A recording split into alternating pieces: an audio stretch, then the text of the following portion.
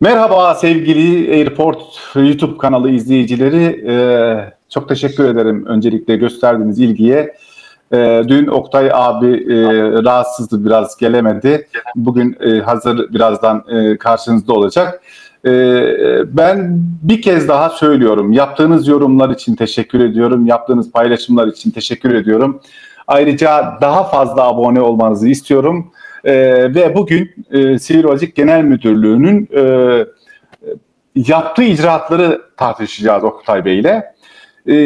Sivil Havacılık Genel Müdürlüğü'nün ana görevi düzenleme, denetleme ve gerektiğinde yaptırım uygulama. Ama bugün baktığımızda daha çok böyle ticari bir işletme gibi görülüyor. Şimdi bu konuyu masaya yatıracağız. Biz neden böyle kendi asli görevinden uzaklaşarak daha çok böyle para kazanmaya yönelik çalışıyorlar ve işte TürkSat üzerinden alınan bir sürü personel var. Bu personelin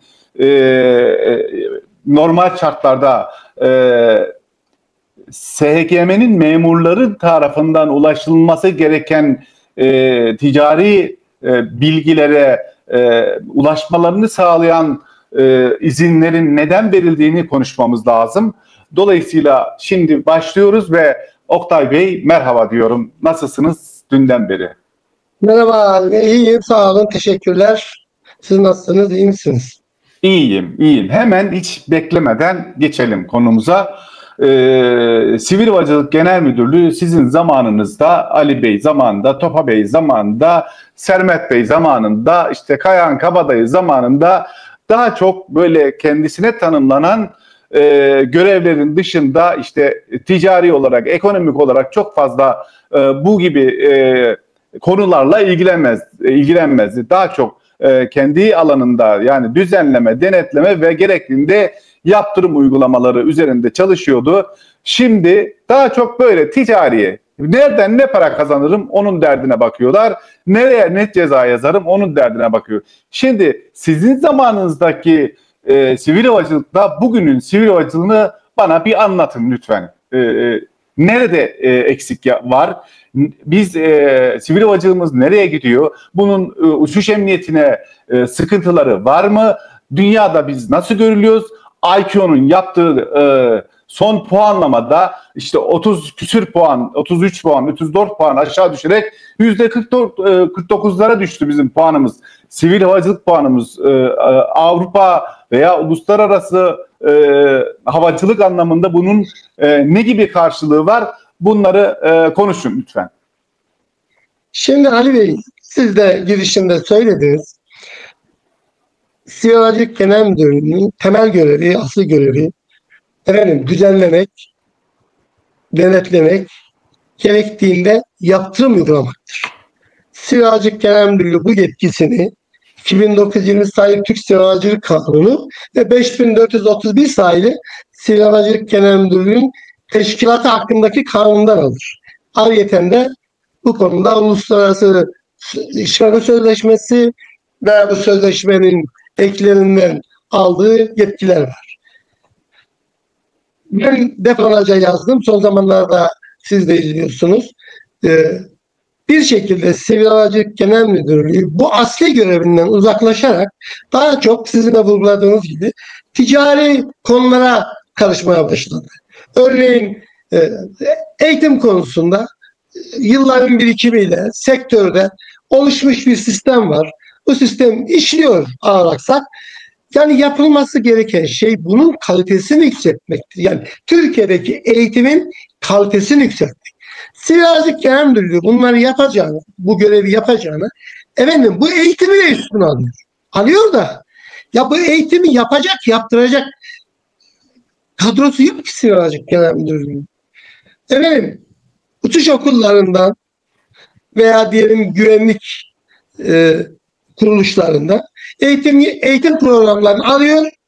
Siz vermeyeceksiniz, bunu ben vereceğim diyor. Kendisinin hazırladığı bir şey de yok. Çünkü hazırlayacak kadrosu yok Sivil Havacılık Genel Müdürlüğü. Şimdi her nedense bir şekilde sıcak parayla sürekli temasa çalışıyorlar. Yani Sivil Havacılık Genel Müdürlüğü asli görevlerini bir kenara bırakmış, ticarete başlamış. Sanki hayır, şimdi şu elde ettiği bu gelirlerin bir miktarını Siveracılık Genel Müdürlüğü'nün hizmet kalitesinin yükseltilmesinde kullanacaksa buyursun, yapsın. Şimdi ben buradan soruyorum. Siz yaklaşık bir yıldır bu ticarete başladınız. Tamam da Siveracılık Genel Müdürlüğü'nün herhangi bir hizmet kalitesinin artması için bir kuruş parayı harcayabildiniz mi? Hayır. Şöyle bir yetkisi yok. Yasaya aykırı. Siveracılık Genel Müdürlüğü'nün topladığı paralar bir şekilde doğrudan hazineye gidiyor. Ya tamam da siz vergi dairesi misiniz kardeş? Zaten sektör bir sürü sıkıntıda. Bir yandan da siz çöküyorsunuz sektöre. Habire para topluyorsunuz. İşinizi yapsanız siz ya. Size neyinize eğitim vermiyor? Hangi kadroyla veriyorsunuz? Kim veriyor bu eğitimleri? Program almışlar, işte bir program yaptırmışlar. Sektörde eğitim programları alıyorlar, yüklüyorlar. Nedir? Ben eğitim veriyorum. Para topluyorlar. Tamam da bu paranın bir kuruşunu bile sen Siveracılık Genel Müdürlüğü'nün Siveracılık Genel Müdürlüğü'nün hizmet kalitesinden yansıtamıyorsun. Ülkemizdeki eğitimin kalitesini artıramıyorsan, peki bu işlerle niye uğraşıyorsun? Sen vergi dairesisin. Değil mi yani? Oktay Bey. Ülkenin vergi dairesi var. Para toplar. Sen niye bu işlere karışıyorsun? Oktay Bey. Biz buna niye bak? Evet. Oktay Bey. Vergi dairesi gibi diyorsunuz. Hazineye gidiyor diyorsunuz ama ben orada da şüpheliyim. Yani bilançoları ve Sayıştay'ın raporlarında SGM için inanılmaz tespitler var. Bu Pusula ve neydi diğerinin adı? Solvera mıydı? Evet, onlarla birçok hizmet karşılığında ultra fiyatlar, paralar ödendiği ve yani orada da bir şey dönüyor. Bunu da cevaplayamıyor Siveracılık Genel Müdürü Kemal Yüksel. Benim defalarca yazdığım yazılar var, sorduğum sorular var. Onların hiçbirine cevap vermedi. Sadece söylediği veya itiraz ettiği hemen mahkemeye gidiyor. Diyor ki bu haber asılsızdır, kaldırın bunu. Ya böyle bir şey yok. Bu sorulara cevap verin siz. Bak burada yazıyor. Ne diyor? Ben söyleyeyim size. Diyor ki Solvera yazılımından kaç kişi SGM'de istihdam ediliyor? Bu arkadaşların kaçı TÜGVA ile ilgili diyor. İsimlerini açıklayabilir misiniz diyorum. Solvera yazılım, Siveracılık Genel Müdürlüğü TürkSat üzerinden ne kadar fatura kesiliyor? Bunu açıklayın diyorum. Solvera yazılımdan gelenlere 100.000 TL maaş ödendi. Bunu ne zaman yazmışım bu yazıyı? 23 Ekim 2023'te 2 sene, 3 sene, 2,5 sene önce. Sayın Yüksek diyorum. Aynı zamanda Pusula adlı şirketten diyorum personel istihdam ettiğinizi. Ayrıca etik kurulu raporunda yansıyan şekilde kanunen bu adamlara atıyorum Pegasus Hava Yolları'nın, atıyorum Türk Hava Yolları'nın, atıyorum Correndo'nun, atıyorum Sun Express'in verilerine, onların ticari sırlarına ulaşmayı neden izin verdiniz? Onlar niye buna ulaşıyorlar diyorum. Yani dolayısıyla buradaki usulsüzlüğü anlatıyorum ama hiçbirine maalesef cevap vermiyorlar. O yüzden sivil havacılık sanki böyle çok gizli iş yapıyormuş gibi. Yaptığı bütün işleri, yani içeride yapılan işleri kamufle ediyorlar. Dolayısıyla kamuya açık göremiyorum ben bu Sivil Havacılık Genel Müdürü. Buradan yola çıkarak da size soruyorum. Ne yapmak istiyorlar bunlar? Ali Bey, şimdi bu Solvera yazılım denen şirket İstanbul Şirinevler'de 200.000 lira sermayeli küçük bir şirket. Nasıl oluyor anlamadım. Bu şirket bir şekilde İstanbul'dan Ankara'ya taşınıyor. Taşınırken de sermayesini 1 milyon lira artırıyor. Tamam mı? Ayrıca de ortaklıklarda da değişiklik oluyor. Ve Lüksemburg'da bir bağlantı kuruluyor. Lüksemburg'da da bunun bağlantısı var. Yani bu şirketin de araştırılması lazım. Daha sonra ben şunu anladım. Ulaştırma Bakanlığı'na bağlı bütün kamu kuruluşlarından iş almış bir şirket. Ayrıca geçen bir arkadaşımla karşılaştım. Mesela ne alaka? Ostim Teknik Üniversitesi'nin işlerini de bunlar yapıyor. Yani belli ki bu Solvera yazılımın siyasi bağlantıları var. Şimdi ben defalarca sordum. Diyorum ki Siveracılık Genel Müdürlüğü'ne bu Solvera yazılımı Siz bu hizmetleri hangi yöntemle verdiniz? İhaleye mi çıktınız? Davet usulü mü oldu? Bugüne kadar ne kadar para ödediniz? Bundan sonra ne kadar ödeyeceksiniz diye defalarca soru sordum. Bana gelen cevaplar şöyle. Tabii bunlar resmi yollardan geldi. Hepsi bende duruyor. Sonra yazdıma kesinlikle hiç para ödenmedi. Bundan sonra da ödenilmeyecek. Ya şimdi şaşırıp kalıyorsunuz. Tamam da peki Solver'e yazılım bu hizmeti neyin karşılığı olarak veriyor size? Bir, iki. Şimdi siz diyorsunuz ya Türkiye Büyük Millet Meclisi Komisyonu'nda sivil aracının zarar ettiği konuşuluyor. Tamam da bu Sivil Havacılık Genel Müdürlüğü efendim bu Solver'e yazılıma ayda veya yılda ne kadar para aktarıyor? Bunu bilen var mı? Yok. Peki bu TürkSat üzerinden bir taşeron firmadan 105 kişi gelmiş Sivas'ta çalışılıyor. Ya arkadaş bunlar hangi yöntemle geldi? Bunlara ne kadar para ödeniyor? Bunu bilen var mı? Yok. Oysa ki havacılıkta her şey açık, şeffaf, denetlenebilir, ölçülebilir olması lazım. Ya resmi yoldan yazı yazıyoruz. Siz bu Solver'e yazılma ne kadar para ödediniz? Para ödemedik diyor. Ya bunlar ne Allah'tan korkuyor ne kanunda. Ya nasıl ödemedin peki? Borcu mu vardı size? Yani sizin anlayacağınız Ali Bey her şey gizli saklı böyle bir şekilde merdiven altı yapıldığı için hiçbir şeyden haber alamıyorsunuz. Yani 105 kişi getirtilmiş bir taşıma. Ama Kemal Yüksek'in TürkSat Yönetim Kurulu Başkanı olduğunu unutmayalım bunları konuşurken. Yani aradaki mesela diyelim ki sektörden niye almıyor? Sektörden alabilir taşeron da olsa alabilir. Ama illa TürkSat üzerinden alıyor. O konuyu dikkate çekmek istedim. Ya Ali Bey bu arkadaşlar zaten şöyle bak şimdi galiba biraz bir şekilde ben eleştirdim falan önlediler de.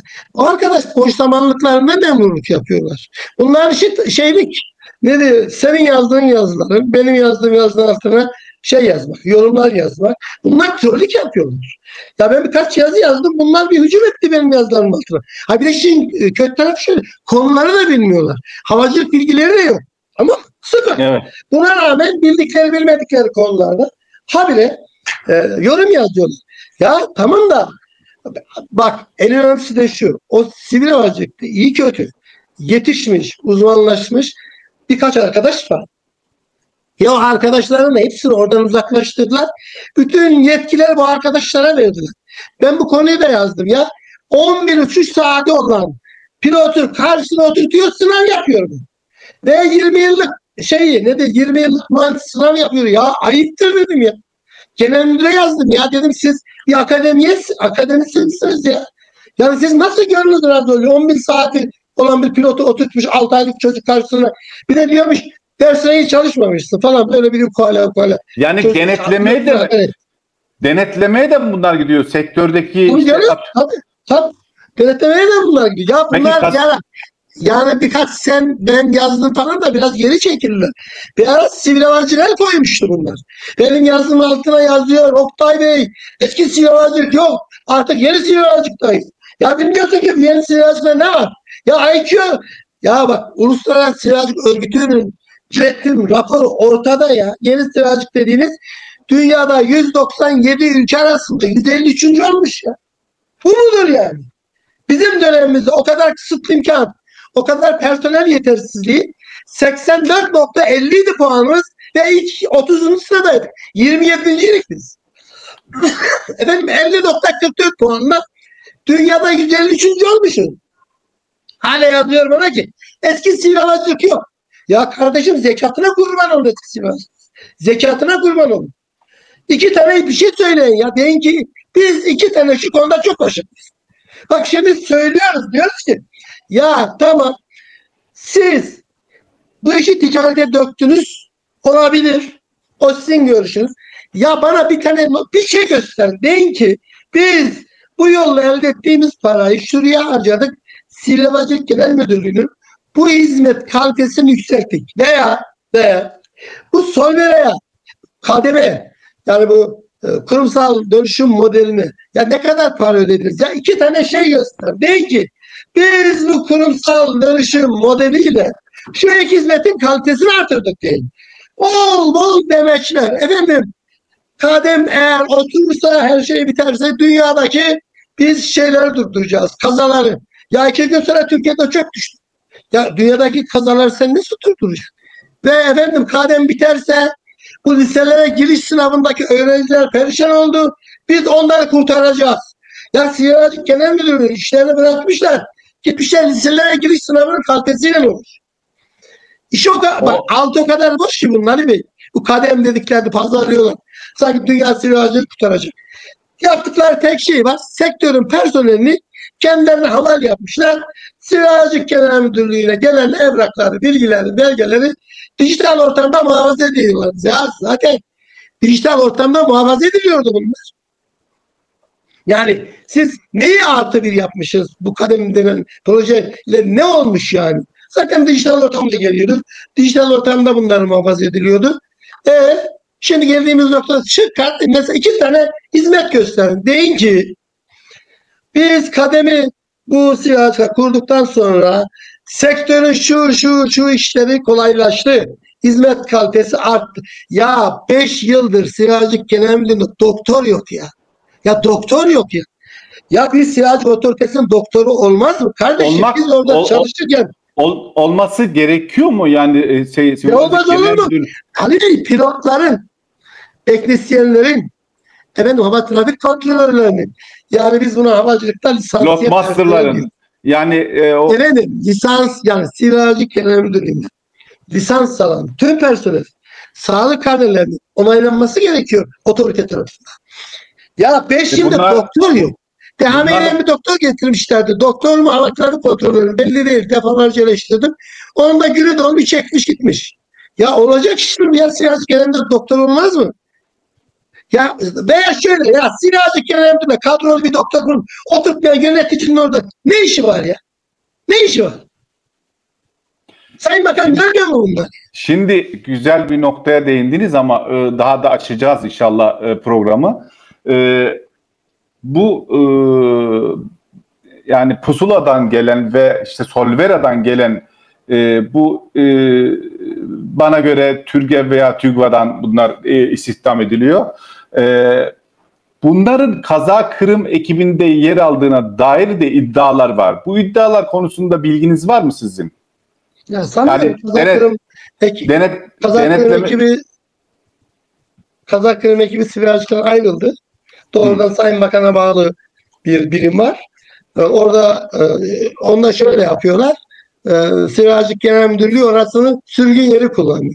Siveracık Genel Müdürlüğü yetişmiş uzman personellerini oraya gönderiyor. Yerine bu şeyden gelen TürkSat'tan gelen personeli oturtuyor. Ya Ali Bey, konu açılmışken bir şey söyleyeceğim. Bizim en zayıf olduğumuz nokta şuydu. Biz de çalışırken yönelik. Uluslararası denetçimiz yoktu bizim, tamam mı? Listelere bakıyordum, bir Türk ismi, utanıyorduk biz ya. Sonuçta o günkü yönetim hep beraber uğraştık, didindik, tamam mı? Siveracık Genel Müdürlüğü'nden 5-6 tane denetçi yetiştirdik. Bunlar hem IQ adına denetleme yapıyordu hem EKAK adına. Her ikisine de, tamam mı? Bu arkadaşlar hepsi mühendis, son derece kaliteli arkadaşlar. Ya bu 5-6 arkadaşın birisi Siveracık'ta kalmadı ya. Şu anda Siveracık Genel Müdürlüğü'nde doktor yok ya. Uluslararası denetçi de yok. Mesela uluslararası IQ'da denetleme yapan en iyi uzmanımızın birisi Katar'a gitti. Birisi başka bir ülkeye gitti. Birisini vermişler Kazak Kırım'a. Birisi canını zor kurtardı, Türk Hava Yolları'na kaçtı. Ha, biliyorum. Ya siz onu tanıyorsun. Ya bak, isimlerini vermek istemiyorum. Arkadaşlar hepsi bizim yanımızda yetişti. Pırıl pırıl çocuklar. Bunların siyasetle falan uzaktan yakından alakaları yok. Bunların hepsi işinde, gücünde son derece efendi çocuklar. Bunların birisi şu anda Siveracık Genel Müdürlüğü'nün uluslararası listede yayınlanan bir denetçisinin ismi yok ya. Ayrıca Kazaklarında bir kritik soru burada sana. Uluslararası havacılık kuruluşlarında, yani Türkiye'nin de içinde yer aldığı havacılık, mesela IQ'da yönetimde bir tane adamımız var mı? Veya Eurocontrol'de? Ya Eurocontrol'de bir arkadaşımız bak. Daha bu olay yeni, sıcak. Eurocontrol'de bir arkadaşımız kendi imkanlarıyla düşe kalka iş buldu. Tamam mı? Bak başka ülkelerde o ülkenin vatandaşının bu tür kuruluşlarda iş bulabilmesi için devlet ayağa kalkar ya. Dışişleri, sivil havacılık, herkes yardımcı olur. Ya o arkadaşı pişman ettiler ya. Bir yıl kalmadı orada. Oradan Eurocontrol yönetimine baskı, buradan baskı. Çocuğu ya sözleşmesini yenilemediler ya. Kimdi o? Adı ne? Eurocontrol'de iş bulmuş herif. Adı ne? Adı ne Oktay Bey? Hani bak. Sana da hepimize düşen görev herhangi bir uluslararası kuruluşta iş bulan bir arkadaşımızı desteklemektir. Arkasında kesinlikle. Ya o işini kaybettiğinde ya sana bir şey söyleyeyim mi? Silvaca ihanettir bu ya. Ya orada iş bulan bir arkadaşın arkasında durmamak, onun orada işini bozmak ihanettir ya. Bu kadar açık söylüyorum. Ya ne yapacaksın? Bu ya, arkadaşlara zarar veriyoruz. Kimsenin sizin döneminizde Oktay Bey, Sayın Haydar Yalçın'ın uluslararası Türkiye'yi temsilen uluslararası havacılık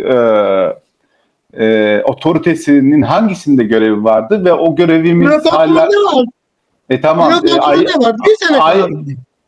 onu bahsediyorsun, doğru mu sen? Evet. Ya bir sene kaldı arkadaşlarımız orada. Yani Türkiye'den bir baskı mı yapıldı oraya bu adamın çıkartıldı? Tabii. Eurocontrol'ün yöneticileri söylediler. Senin burada çalışmanı istemiyorlar. Haydar Bey söylemişler yani. Peki. Seni falan almak istemiyorum. Haydar bu konularda çok titizdir yani. İstemez böyle şeyler konuşulmasını da. Tamam sen açtın diye söylüyorum. Tamam da yani şimdi Oktay Bey bu bir vaka yani. Sonuçta Haydar Yalçın dediğiniz adam, ben birçok şeyine muhalefet ederim onun, ama bu konuda sivil havacılık konusunda en iyi uzmanımız ya. Onun dini inanışlarından dolayı yani o biliyorsun Alevi yani. O da inkar etmeye gerek yok ama Alevilik bir nasıl söylesem ya, böyle hata da yapmak istemiyorum ama Aleviliği tukaka olarak görmek veya yani Aleviler Türkiye'nin en sadık insanlarıdır ve bunlar Türktür zaten. Dolayısıyla Türk olmasa da önemli değil ama yetişmiş bir insanı böyle harcatmak sizin söylediğiniz gibi Türkiye'ye ihanettir ya. Ayrıca IQ'da bizim şu anda bir temsilcimiz var mı Oktay Bey? Bilginiz var. Gitmiş, en son bir arkadaş gitmiş. Orada da işte aylardır Büyükelçi Bey'i merkeze çekmişlerdi. Boştu. Sanıyorum son 1-2 hafta önce bir arkadaşımızı tayin etmişler, gitmiş. Ya IQ gibi kuruluşta temsilcimiz... Suat Hayri Akay'ı geri mi çekmişler oradan? Suat Hayri Bey geldi. Onun yerine bir büyükelçi gitti. O da geldi. Uzun bir süre boşluk doğdu. Şimdi birisi gitmiş yerine. Niye biz bu gibi kuruluşları yani havacılık konusunda bütün dünyanın kararlarının verildiği bir kuruluştaki adamımızı geri çekiyoruz veya onun yerine atanacak bir insanı belirlemeden onu geri çekiyoruz? Bunun altındaki yatan sebepler ne olabilir ki? Ya işte yani günün sonunda işlere bu kadar değer veriyoruz. Havacılık konusunda zaten yani siz bakmayın yani anlatıyorlar da uzmanımız yok doğru dürüst. Oranları doğrusu kullanamıyoruz. İşte anlattım.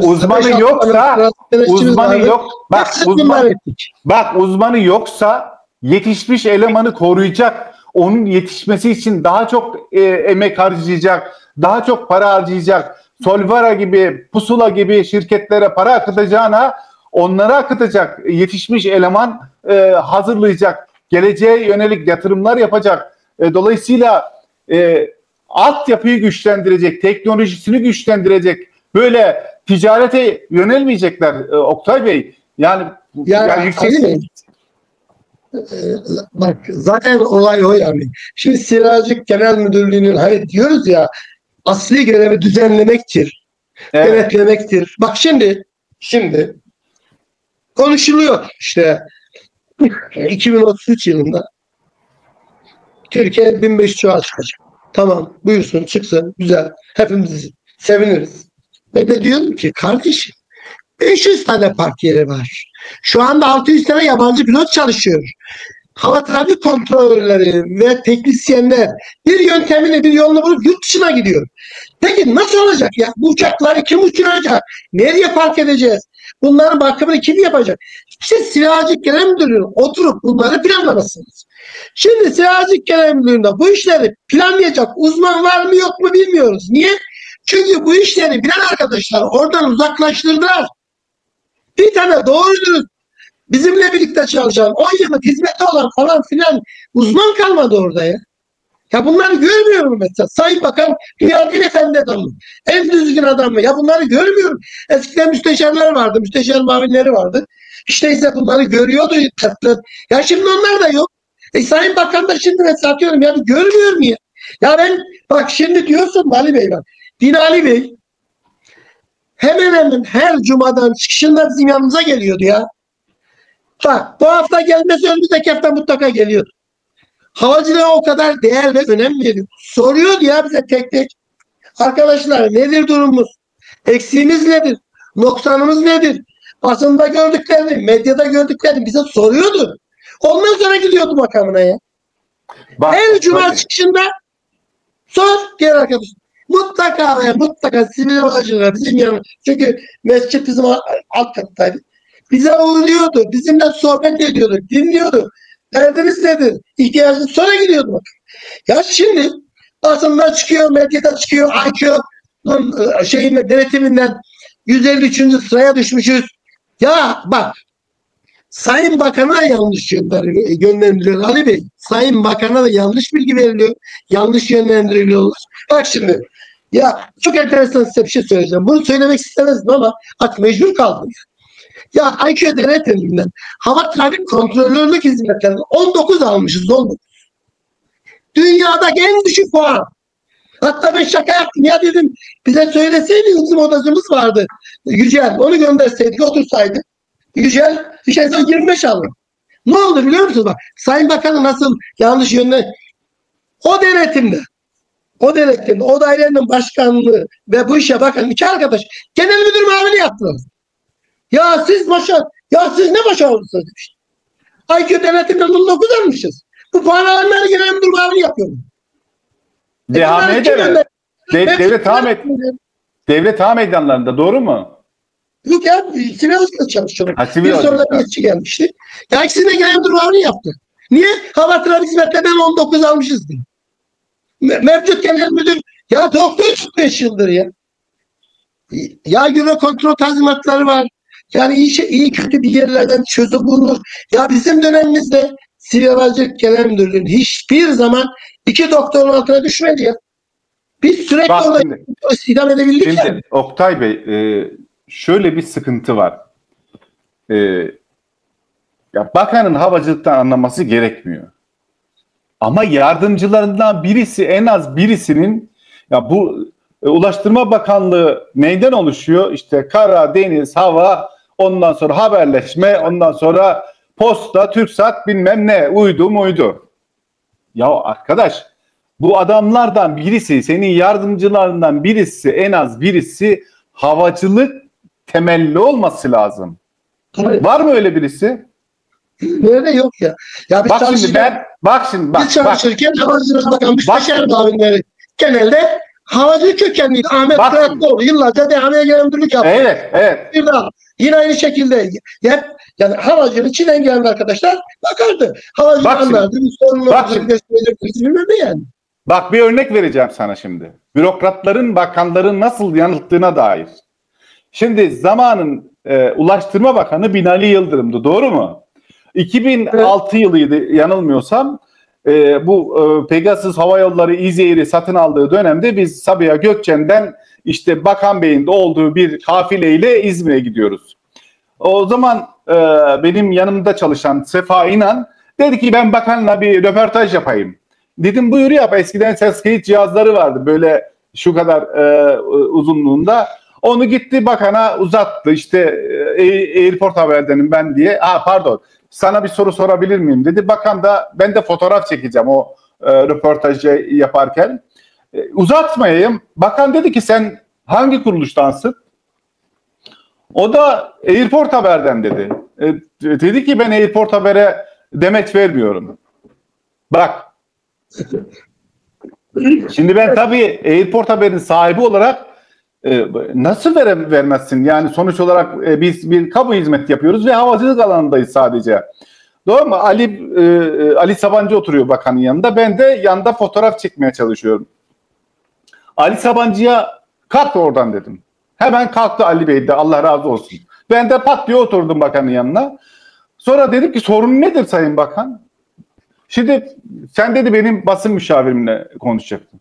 Dedim ki ben de doğru değil Airport Haber'in sahibiyim. Daha bir seneyiz ama bir şeyimiz var sektörde. Yerimiz var. İkinci kez ısrar etti.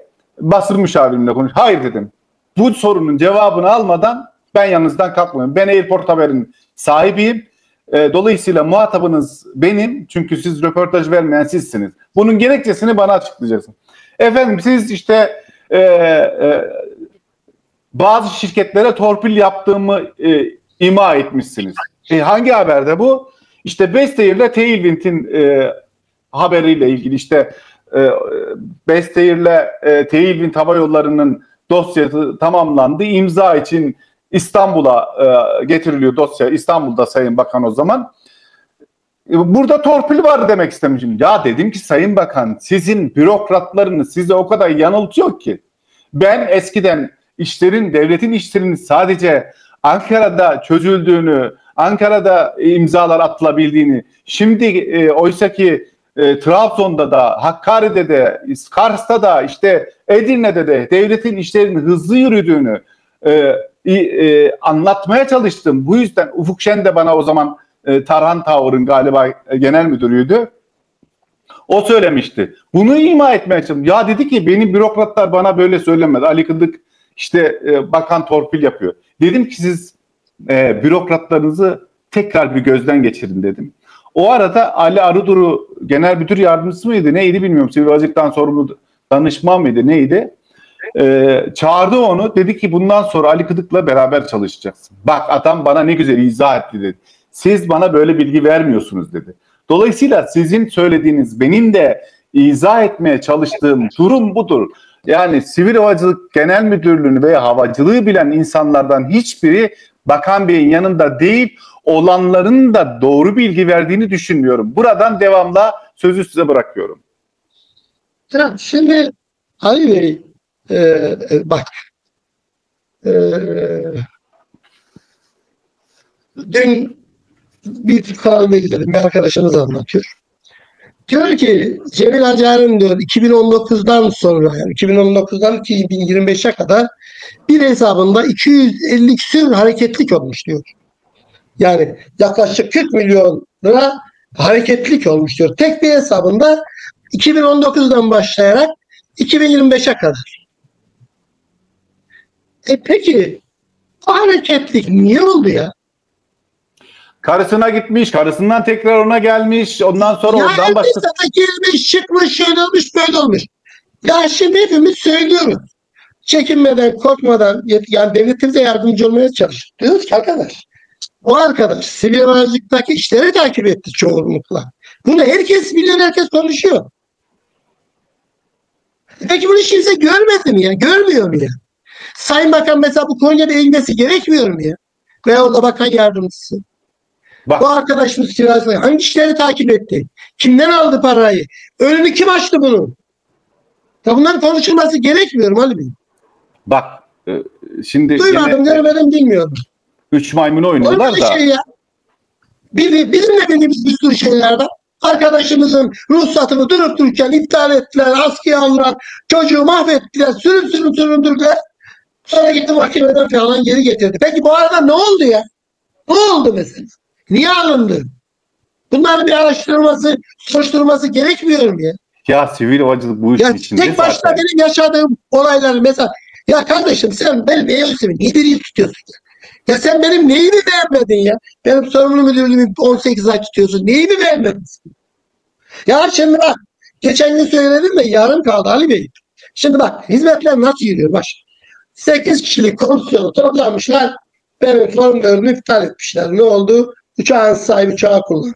Ya kardeşim şimdi hepimizin bildiği konu. Ya bu ülkede insan kaçakçılığı yapan şirkete sen ne yaptın ya? Ne yaptın genel müdürlük olarak? Ha? Ne yaptın? Uyuşturucu kaçakçılığı yapan şirkete ne yaptın kardeşim? Ne yaptın mesela? Uçuşlarının %70'ini, %80'ini efendim ambargolu ülkeler yapan, adam kaçıran, her türlü halkın içinde olan şirkete sen ne yaptın ya? En son yaptığınız denetimde 60 tane bulgu bulunmuş. Ne yaptın mesela? Ne yaptın? Ha şimdi içeride hapiste mafya. Helikopterle Kıbrıs'a insan taşıyormuş. Ya ona ne yaptın mesela? Şimdi benim tamam gerek hassasiyeti göz. Abicim bak bu Cemil usulü, Cemil. Kendisi hariç ülkede dürüst, namuslu vatandaş olamaz ya. Noktaya hiç olamaz mesela. Ulan bana gelince 8 kişiyle son 4'ü iptal ediyorsun. Az saydım 4 tane şirket. Ne yaptın mesela? Söyle de ki buna da bunu yap. Ama adını söyleme. Şirketlerin adını söylemediniz ama. Ben söylemiyorum. Niye söyleyeyim? Herkes bilmiyor mu bunlar? Kardeşim sen bilmiyor musun? Biliyorum. Yani bu memlekette adam kaçakçılığı yapan şirket olmadı mı ya? Olmaz olur mu ya? Abi bunların hepsini tanıdığımız arkadaşlarımız, büyüklerimiz, ben bir şey demiyorum. Ama bu vakalar oldu. Sen 8 kişiyi topluyorsun o kayadan kondördü iptal ediyorsun. Anladın mı? Yani olay budur. Abi ya bak böyle yönetim olmaz. Böyle yönetimcilik falan yapılmaz. Ayıptır ayıp. Onu söylüyorum. Ayıptır. Şimdi Oktay abi. Sinirlerce 5 yıldır bir tane kadro doktor bulamamışsın. Oturtamamışsın. Yüzünü kızarta orada oturuyorsun. Oktay abi bak Onları şimdi bir dosya hazırlıyorum. Bu Reza Zarrab'ın uçağıyla ilgilenen bir kayyum heyeti var. ARE Havacılık. Onların ne hatlar yediğini ve o uçakla ilgili nasıl bir plan içinde olduklarını bunlar Reza'nın mal varlığını idare ediyorlar. Akılları sıra dolayısıyla bir dosya geliyor yakında ses getirecek diye düşünüyorum. Ya en azından güce takıyor bunlar güce. Ha yapmazlar da yapamazlar deme. Yani yapmazlar de. Şey ya. Şimdi sivil havacılığa tekrar geri dönersek bu bütçelerin nasıl harcandığını kalem kalem biliyor musun sen? Evet bilmek mümkün değil. Bak burada şimdi Ali Bey bak şimdi geçen gün bir isim verdim sana Atilla Sertan.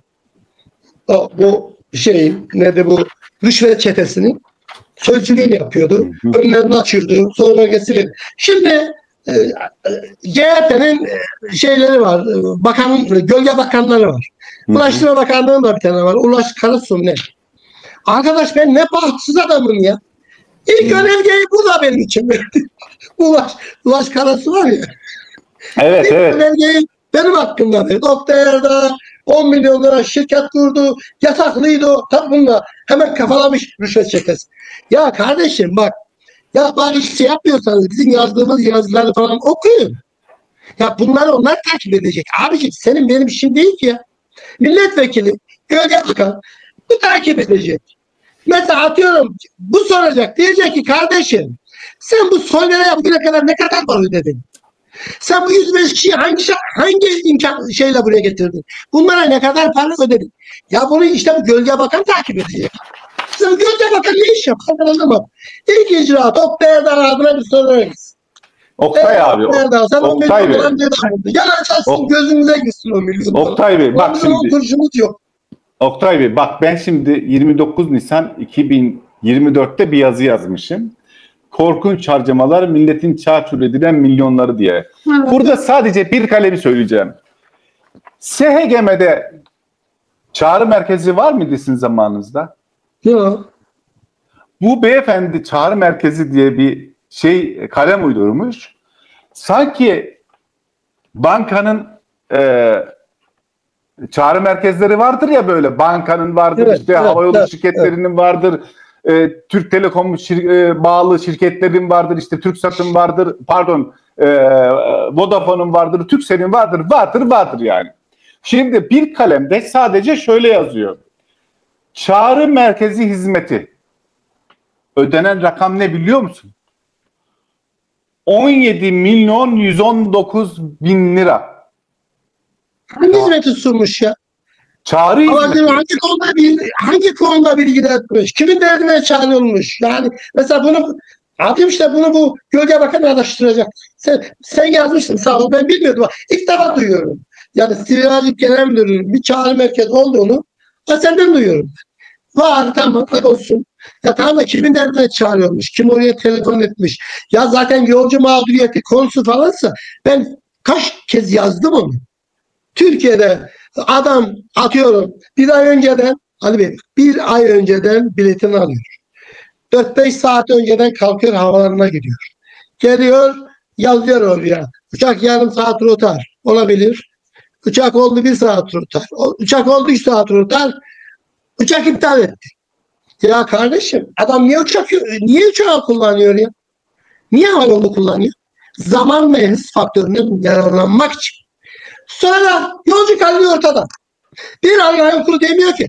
Haber bekliyoruz. Bilmiyorum ne, sonra herkes koltuğa kilitliyor, kaçıyor. Ondan sonra Atsen Havayı dünyanın en büyük havalarını işletiyor. Ya işletsen ne olur ya? Sen o havalarında yolcu mağduriyetini önleyemiyorsan, krizi yönetemiyorsan, sen dünyanın değil uzayın en büyük havalarını işletsen ne olur? Şimdi mesela çağrı merkezi 17 milyon lira para vermiş diyorsun. Ya kaç tane yolcunun derdine çağrılmış o mesela? Kaç lazım? Desin ki buraya 200 tane yolcu telefon etmiş, onun 3'ünün sonra çözülmüş. Ya bir hizmet kamunun yararı varsa kurulur. Bir kamu yararı var mı ya? Bir kamu yararı. Yani mesela aynı şey şeyde de var. Yönetmelik ve kanun değişiklikleri veya hazırlamalarında. Ya Allah rızası için kamu yararına bir tane yok ya. Her şey zaten mahsus. Tamam. Şimdi Oktay Bey, bu konuları zaman zaman tartışacağız. Yani gelişen olaylara göre SGM'yi de tartışacağız. Evet, bu bir programa sığmaz. Çok şeyi konuşamadık bana göre. Yok ya. Ben yeni yazılıyorum yani. Evet, ama tabii bu konuşmalar seyircimizi de rahatsız etmemesi için kısa ve öz konuşup burada bu konuyu noktalayalım, izin verirsen tabii ki. İzin vermezsen devam edeceğiz.